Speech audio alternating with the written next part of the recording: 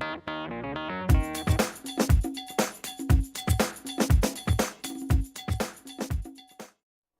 and welcome to another episode of Ladder Anxiety with me, Proximace. Today it's going to be Zerg versus Protoss with myself against Retribution D for Dastardly, probably, because he's a dastardly Protoss. I don't know why dastardly, I just thought it was probably cooler. Right, so Protoss versus Zerg is the matchup I think has most changed. Is that the right way of saying it? Yeah, the most changed since Wings of Liberty, just because Zerg and Protoss have kind of got the more change in kind of their unit composition, the way that works compared to Terran, because obviously Terran's got the Widow Mines and so forth, but they act in a very similar way to tanks when used defensively, well, and aggressively, really, because they're space controlling units. That's what Widow Mines are good at, and it's what tanks are good at as well, is really kind of holding a choke or pinning down one side of the map across here. Widow Mines work in that same way, and they're also good for preventing harass around the back of the mineral line and so forth. Not so much in Zerg versus Terran, unless you get an over-enthusiastic Overlord drop, but if you're going against Terran versus Terran, then it can really shut down those medevacs quite easily. But Protoss have kind of gained a lot of air units, so late game they can really mass that up with the Tempests. Obviously they can go Oracle Harass early on. The Void Rays work differently now, so they're good against armoured units, which really helps, obviously, Protoss versus Protoss, take out those Stalkers. And then Zerg have gained the area control units in the form of the Swarm Hosts, and to some extent the Vipers, because you can pluck out important units. And Blinding Cloud is quite good as well. I just don't have the micro speed to be able to utilise that properly, so I don't really build them. I should probably start doing it, because they are very good.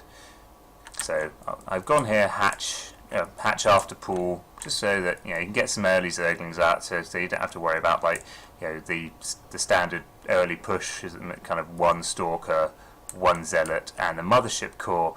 So you have your Mothership Core,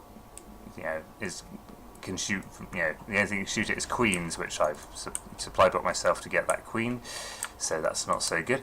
But yeah, so Queen's the only thing you shoot up for Zerg early game, and a Queen one-on-one with a Mothership Core. I think the Queen wins, but if you've got a Stalker and a Zealot there, then you really need to buffer the Queen. So a good number of Zerglings out there can really shut that down. So he's been quite brave and not walled off his ramp. That's probably because he's getting this Mothership Core quite early. He's confident and not like 6-pooling or anything like that. And even though you can put buildings at the ramp, the Mothership Core, planetary nexus ability kind of stops. Probably a little bit short of this ramp. I don't think it comes down to it, but I don't think it's that far behind it. But it does mean that your buildings can still be vulnerable. And is going for basically a one gateway expand, which is kind of a bit more common than the forward fast expand, just because you can get the Mothership Core out and then planetary nexus your expansion, so it's a bit easier to hold. So I'm now taking this nice close third, which is kind of the only logical one for Zerg, because coming around here, it's quite a stretch to get creep around, and then obviously this one down here is much further away. So this is a nice, reasonably comfortable defensive third base. If you wanted to be aggressive, you could push outwards, but being defensive is not all that bad. I'm not going to be hugely defensive this game. It's not like I'm turtling up, but I just want to be that little bit safer against pushers. So here's his probe scout. I think this is his first scout. He went the wrong way first, but now he's come the correct way. Is he going to spot my third? Ooh, just sort of short. You can see the vision just stops just barely shy of there, and then just to get barely shy again. So that's good for me. He didn't see that third coming down. If the creep was down, he would have seen that. So he's going to grab this watchtower, which again is just slightly short of that base. Everything's just slightly short of that base. So that's quite a nice one to take. It's hard to get vision there without, obviously walking a probe straight at it. At this stage, I don't even think I know where he is. Nope, I haven't scouted at all. I know he's not at this top right.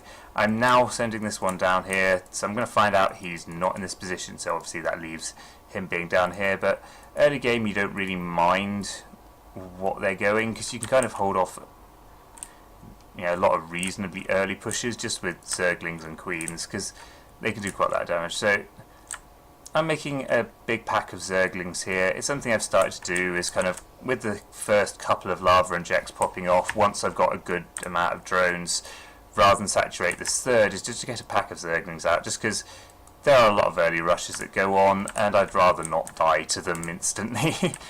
So it's just to be a bit safe, and quite fortunate I do, because he's actually going for a bit of 4-gate aggression off of 2 base, and he's going Stargate behind this, so he's looking to do a lot of damage early on and kind of stop my ability to really start massing up and powering off those 3 bases. I still don't think he knows I've got this base yet, but here's coming in, more zealots, a sentry for the force field. I do have a queen here. I've not got drones here, which is kind of a bit of a blessing, because they would have all died anyway, so I have spent my money kind of a bit better. I do get these Zerglings to run in here. Not ideal to engage directly against the zealots, but I don't really have anything else. I'm making a big pack of Zerglings behind this, which I can easily afford, because I've got quite a lot of money. I've got 2 fully saturated mineral lines. Well, that's 16, that's 21, so that's reaching that magical 24 100% saturation, so that's good. And I'm going Roach with Evo Chamber behind this. I haven't got Zergling speed yet, but I don't need it. I'm on creep, so I can get the kind of maneuverability to catch these small groups of zealots and stalkers. So pull these. I've now got a nice pack of Zerglings. I've done a lot of damage to him. He lost, what was it, like 7 zealots? 6 zealots. That's 600 minerals, a stalker, and the sentry. So it's about just shy of 1,000 resources. Actually, we can look at it. Just over 1,000 resources all told for him, and I did that very cost efficiently with my Zerglings there. But he does have a probe lead on me now, because I've been producing units and I haven't saturated this third base yet. It does force field there, just try and stop the surround on the zealots. It does it to some extent, but I've just got so many Zerglings it doesn't really matter.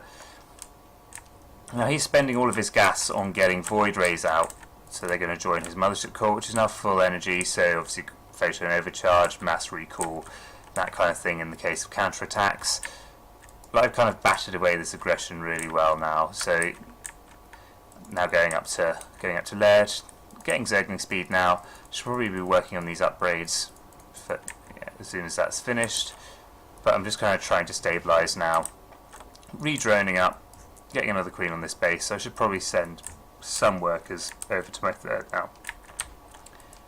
I've got these spine crawlers just again to help the push, so at least my natural is secure, so I'm on 2 base. He does warp in another round, send my Zerglings over, take out his watchtower, and then send some to take out the pylon and the rest to pin his zealots, and I'm getting roaches, so I'm now kind of feeling a lot happier now, kind of dealing with these kind of small aggressive pushes. So now I've got quite a beefy army now. Good pack of roaches. So it's 8, 10, 13 roaches. Unlucky for some, probably me. Getting 1 more because my supply blocks, that's all it allows me to get. But I'm making 7 overlords. I tend to do this. It's kind of a bit Stefano style. Is kind of just make a big wave of overlords and then fill up and then make another wave. I probably don't do it quite as efficiently as he does, because I kind of just go, I'm supply blocked, overlord button. He probably does it with some kind of thought, but he's retribution D, the dastardly. He's got zealots, so he can deal well with Zerglings. He's also got the Void Rays, and he's kind of posing to take this third base. So I kind of misrallied them here. I was meant to take the watchtower, but never mind. I do now see these Void Rays, and I go, right, I am attacking, because these units are all going to die now, even if I try and run them home. So it does manage to force field here, which is really good to prevent a big run by coming in, but these zealots are going to die, and I think I take out 1 or 2 of his gateways here. Meanwhile, behind this, I've seen his Void Rays, so I'm getting plenty of spores down. Probably overbuilt them. 10 is probably a little too many spores. And also getting Hydra Den, Roach speed, burrow, and missile attacks. Oh, do I get the gateway? Yeah, I do get the gateway, but that's about it. So that's probably evened up the units lost tab here. Yeah, you see, almost exactly the same, but I've lost a lot more units. but his were kind of higher value with the sentry being gas, and then obviously the gate would go down. So now he's getting some stalkers up, which is not a bad choice. Yeah, it's kind of, he should probably get some more before he pushes out, but he has got the buffer of the void rays, and he is going Colossus tech behind this. Now, unfortunately for him, missile attacks is just about to finish, and I'm just getting a big wave of Hydras, and I'm now fully saturated on 3 bases. My creep spread's going, so I've kind of stabilised after those early attacks. I've got myself a nice position. He now has this 3rd base up, but he's not saturating it with workers yet. Yeah, he's got a thermal lance on the way, a couple more gateways, obviously that one there to finish the wall off. He should probably push out with his observer just to see what I've got. But you know, he runs his force into a pack of roaches. That takes out all of the stalkers and zealots, and the hydras are more than sufficient to take out these void rays, especially with the +1 on them now, which is, there we go, 13 damage a hit, and it's more than 1 hit a second, so it does damage quite quickly, especially when there's a pack of them. So I'm obviously now spreading creep out to try and take this one, and this one is 4th and 5th. It doesn't really matter which way round. And now I'm feeling a lot more confident to, you know, head out, getting tunneling claws to, you know, burrow the roaches to get them healed, getting more hydras, getting grooved spines. I didn't get the speed, I don't think. No, I didn't get the speed because it doesn't really matter. I'm not moving around a lot. I'm just going right for the front. You just get a force field there, which kind of holds him out, but that gateway just falls down with the hydras there. Yeah, he's not got a lot. He's got a Void Ray and a Colossus, and the Zealots kind of melt, and then I just target fire the Colossus here, just to make sure it doesn't get away. The carrier, Void Ray goes down, so now I kind of have free range to just run straight at him. The other Void Ray goes down, so yeah, he's kind of in a little bit of panic mode here. You know, replacing those gateways at the back there. He's lost his natural now, so he gives up there. So we have a little bit of a chat afterwards. I don't know what you think, but yeah, he goes, does 3 hatch work often? I find it does work quite often. So I do say yes. And I just go, right, we're going to chat, I'm just going to kill all your stuff. Yeah, he's still sitting in the game. Yeah, lots of production. Yep. Look at this. Just over 1 page of Hydra, just sitting at home. Insane greeding, but so hard to punish his precious. I don't think it's insanely greedy. I think it's kind of, it's pretty safe at this point. Yeah, early rushes. Yeah, it's hard to pull off. He asked about stalkers, but I kind of recommend him to go. Although he did go zealot, is to kind of pure zealot and colossus static behind rather than going void rays. Just because zealots are kind of like a mobile force field, so you can get basically a wall of zealots. So he GG's, and I win the game. And there we go. So, Roach Hydra there. Good, even when you leave most of your Hydras at home and forget them. You know, he's getting Hydra speed and +2 for the missile attacks on 3 bases, taking a 4th. You know, I was easily in position to take, well, as many bases as I felt like I wanted to, really.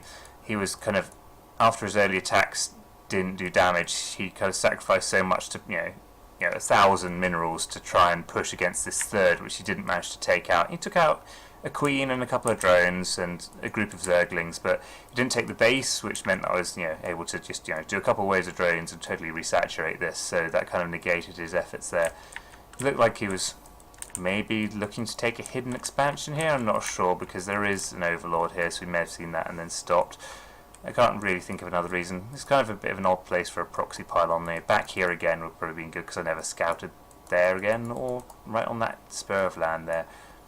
And he never really saturated his 3rd base, but then he kind of, he did have the money, but he was so behind. He was trying to get his production up, going Colossus and all the rest of it, so it's kind of very hard to feel safe. Yeah, I know it's very hard to feel safe expanding and getting a 3rd base when there is kind of the potential for zergling run-bys and so forth, so you really need to feel secure in your defences there. Okay, so I hope you enjoyed this game. Let's go over to this innocuous piece of land here.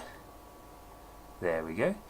So, thank you very much for watching. If you'd like to subscribe, that'd be great. Click on the link you're seeing somewhere on the screen right now. And also, if you like to have some kind of party, which is my excuse for plugging a random video that I quite like and think is funny, then click on the party button. Thanks for watching, and I'll see you all next time.